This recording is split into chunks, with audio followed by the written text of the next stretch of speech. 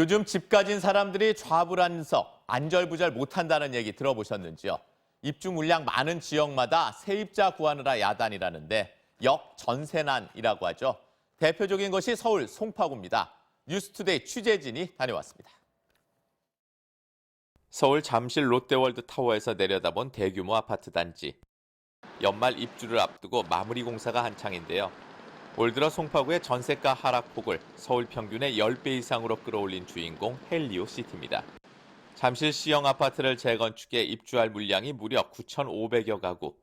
전세금을 받아 잔금을 치르려는 집주인들이 벌써 세입자 구하기에 나서면서 인근 아파트까지 전세가를 끌어내리고 있다는데요. 올해 초 10억 원 가까이 하던 전용 면적 84제곱미터 전세가가 8억 원대, 7억 원대 매물까지 나왔습니다.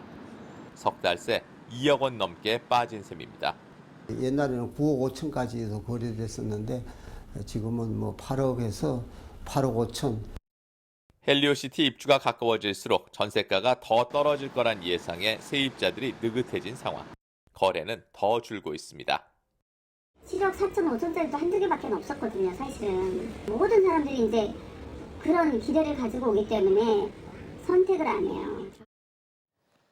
서울 송파구 실태 보셨는데요. 경기도에도 입주 물량이 많습니다.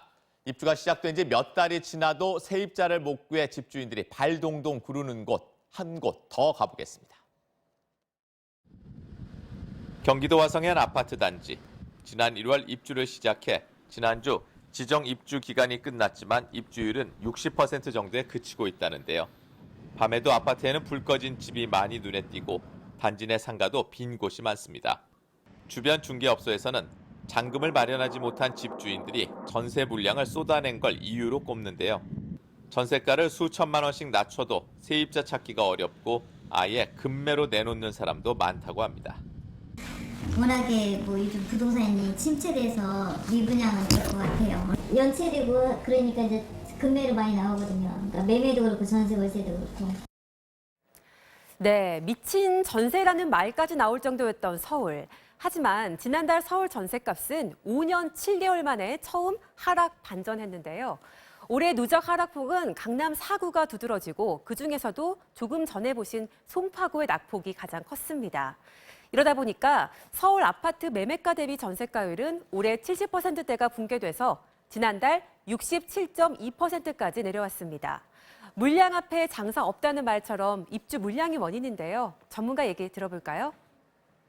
올해 3만 5천 가구에서 내년도에는 3만 9천 가구로 아파트 입주 물량이 또 한 4천 가구 정도 늘어나는 추세에 있기 때문에 상당 부분 수급에서도 안정을 가져온다고 볼 수가 있습니다. 역전세난이 당분간 계속될 수밖에 없어 보이는데 그렇다고 세입자들이 갑이 되는 것도 아닙니다. 전세금이 묶여있는 세입자들은 당장 싼 집이 눈에 보여도 나가기가 어려운 상황인데요. 보도 영상 보시죠. 경기도 동탄 신도시. 한때는 자고 나면 치솟던 전세 가격이 이제는 자고 나면 떨어집니다. 이 아파트에선 석 달 새 4천만 원이 빠졌습니다. 전세 지금 저희 매물 나와 있는 거는 한 2억 9천에서 3억 정도 지금 거래되고 있어요. 3억 한 4, 5천까지도 계약이 됐었고요.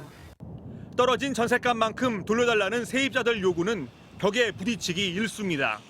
집주인이 애초에 돌려줄 돈이 없었던 겁니다. 2억 정도 같은 게 지금 1억 7천도 안 가요. 그러니까 주인이 어떤 주인이 돈 보태줘가면서 빼주겠어요. 만기까지 채워라.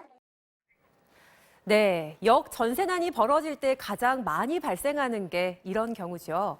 전세금 반환을 놓고 분쟁이 벌어진다면 세입자는 먼저 내용 증명부터 보내야 합니다.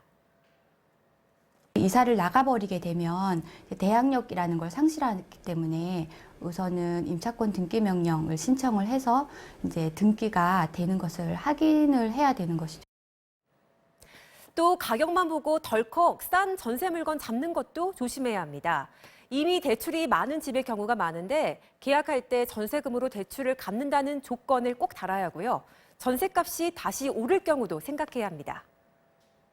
전세 시장에서는 값이 일시적으로 싼 경우 2년이 지나서 다시 재연장을 할 경우에는 또 급격하게 오르는 경우가 많이 있어서 오히려 안정적으로 그 증액된 금액을 올려주지 못할 경우 다시 또 이사를 해야 되는 이런 문제도 나타날 수가 있습니다. 지역 따라 차이는 있겠지만 전셋값 약세는 내년까지도 이어질 거라는 예상이 많습니다. 집값 하락에 전조라는 분석 역시 나오는데요. 급변하는 부동산 시장, 집주인도 세입자도 큰 손해 보지 않도록 흐름을 잘 살피셔야겠습니다. 투데이 매거진이었습니다.